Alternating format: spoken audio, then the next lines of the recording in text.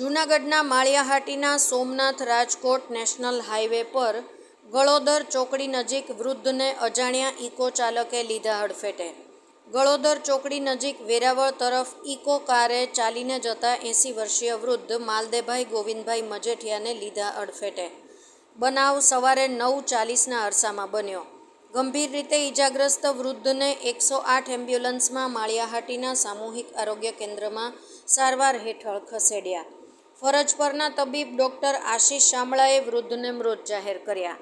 Maliya Hatina police ઘટના સ્થળે પહોંચી અજાણ્યા ઇકો કાર ચાલક સામે ગુનો નોંધી હાથ ધરી કાર્યવાહી। વધુ તપાસ માળિયાહાટીના પોલીસના PSI ગઢવીએ હાથ ધરી છે। રિપોર્ટર વિનોદ બી રૂજાતલા, માળિયાહાટીના।